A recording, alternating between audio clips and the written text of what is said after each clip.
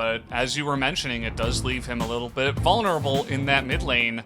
You consider Canyon and Showmaker flashing on top of the Orianna. There is just not much mobility on that pick, so you could bully Lava here, absolutely. I think that with the confidence that Damwon Kia bring into the game and the amount of just playmaking ability that you have. I mean, I already mentioned the 2v1 with the TF and the Olaf hopping into the enemy jungle, but you're going to have Beryl roaming around the map. Ghost is going to be totally fine to 1v1 or 1v2 down on the bottom side with the Aphelios.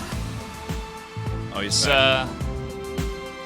You back? Yeah, good? We're good. We're ready. Okay, we're good. We're back into the game.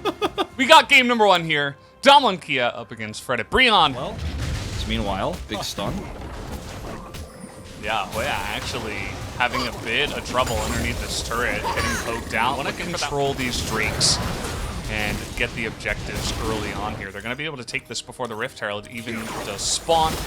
Showmaker still getting poked out, but he's okay. He's keeping up with the Orianna, so not a huge deal there either. Yeah, Beryl is has such great control over this. The control ward here actually denies vision. But it is something, he's consistently pressuring the lane, he's winning trades, and he is taking turret plays. He's only taken 1, but any advantage is going to be nice. We do have the shockwave coming in here. Burst damage, though, onto Showmaker, and bro, enough damage even if Umti is here. So there is that, and we got another shockwave coming in here, looking for the cast. Showmaker just going to easily sidestep that one. Meanwhile, they're setting up for this next Drake, the Infernal Drake that's spawning in 22 seconds. So full control of the map right now. All right, well, Canyon in a little bit of trouble. Has to flash away from that one, but this is the response time we were talking about. TF and Galio able to get on in there. They finally take out Umti, but they've gone so deep trying to pick off these kills, as now Beryl is on the run. Gonna get flashed on here. The Q not doing too much damage. Slipping into the brush for just a moment, but that is gonna do it. That last hit.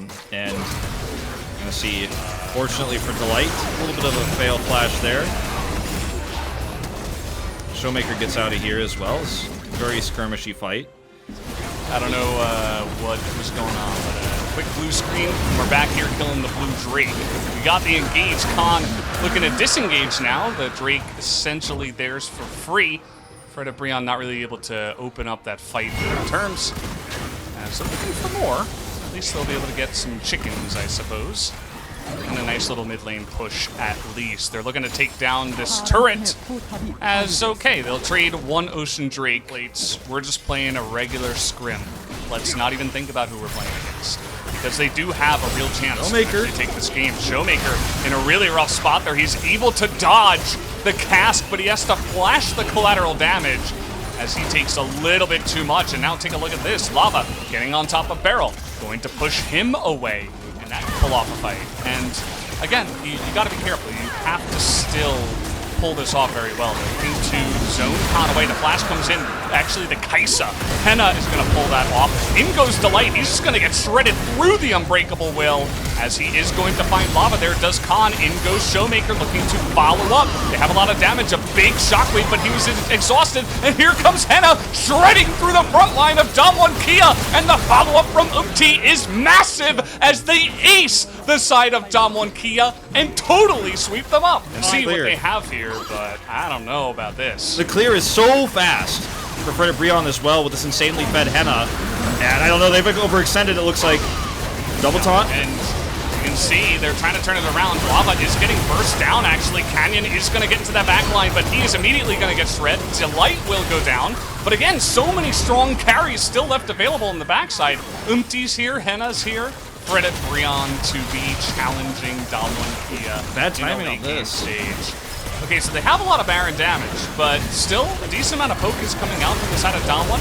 Nice engage here immediately, and he just blows up Ghost. Where did that Aphelios go? The one shot is real from the Gragas. Unbelievable. We're gonna watch this again. Absolutely insane. Ghost is way out of position. Instantly blown up. Need to be careful about forcing this engage though with positional advantage over to Damwon Kia. Beryl got a taunt, so That's on cooldown now. So the Light's looking for it. The Unbreakable Will comes in, and another huge cast to take out the support. Canyon has to dive in just to get the kill, but he's used everything. Kaisa going to chip away and take down that Olaf, desperately trying to get in there, but the Shockwave gets two, and Damwon might just be done for at this point in time. We'll never see that Drake taken, as Fred and Brianna are going to try to push to end here. Nobody but Showmaker alive to defend it. An early game. Can't do anything. Yeah, an early game lead for Lava.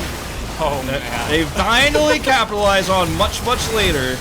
The Nexus goes down, and Fred, you were expecting to do 0, and now you're down a game, and you got to claw yourself back against Fred and Brian here in this series. So I don't even know what you say after this one, but certainly a lot to fix. In terms of draft, I felt like Fred and Brian, they set themselves up for victory. They had some really big pieces. They had a very strong... Welcome back everybody to the Analyst Desk, and we had the biggest upset of the LCK Spring Split, and we said it is almost like impossible to take down the world champion Damwon Kia, because we called it a cruel matchup for Brilliant Blade in order to take down Damwon Kia, but you know, they had their own game. The reason I thought that they could make it because they had this lane priority with this pick.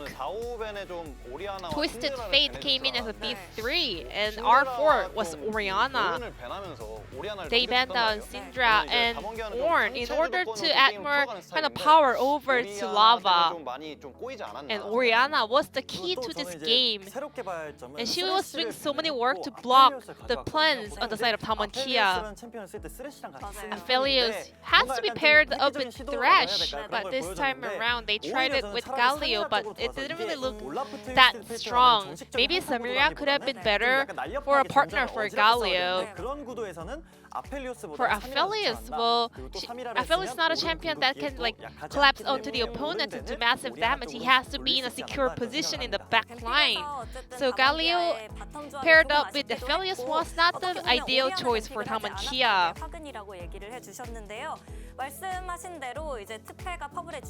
And Twisted Fate did get killed and become the first blood of Bro. So let's take a look at the highlights over here. Olaf went too deep inside the enemy jungle. So Twisted Fate reset for the blue buff, actually counter jungling. So three of the Damwon Kia players were rotating to the enemy blue buff. But TF couldn't purchase any item because he had no space in his inventory, so he couldn't use the money in his pocket. So Bro also had full information of the position of Olaf, so they were able to answer back really well. Alistar was in a perfect position to have perfect setup to block him, whereas Kaisa was also in a close proximity to join this fight. And also because it's Kaisa, she can just come join the fight with her ultimate. And at the end, she was able to pick up 2 kills and boost up her scaling. And this is where Kaisa started to get incredibly ahead, and Damwon Kia couldn't stop until the very end of the game. With the 2 kills in her pocket, she got fully ready to carry this game by herself. And let's take a look at this highlight over here. They were able to get the first ace onto Damwon Kia in this split, and also the first team to get the Baron up against Damwon Kia. Han was super ready for this fight. He was on a Mega Gnar status, but Alistar got isolated by himself, jumping in, but watch Hoya zoning out 3 players by himself. He used his cask to zone out the major damage carries on the side of Damwon Kia. So Khan was the only one engaging on the right-hand side, whereas on the right-hand side of the fight, actually, Bro was well grouped up and they were able to zone out the opponents. And also Orianna ult was finding so many members of Damwon Kia as well. With this explosive performance, they were able to get the biggest of the split. And let's take a look at the player of the game. It's gonna be Lava on Orianna. Orianna was indeed the main character of this game. She was able to get multiple picks onto Twisted Fate. And also she was having full control of this game. This is where everything started. They got a very early and easy kill onto Showmaker, and she never lost the lead. And before TF was ready to throw his gold card, she was able to run away and extend her range up against the opponent with her flash. This fight didn't look like the first place team versus the 10th place team.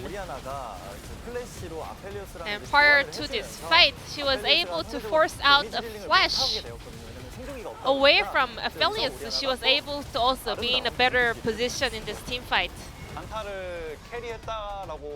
Oriana was carrying that team fight single-handedly, and she was able to pick up 8 votes out of 9. And Gorilla voted for Lava this time around. With this upset up against Taman, Kia Bro is moving over to game number 2. This time around on the blue side. Let's take a look if they can continue to play their own game up against the world champ.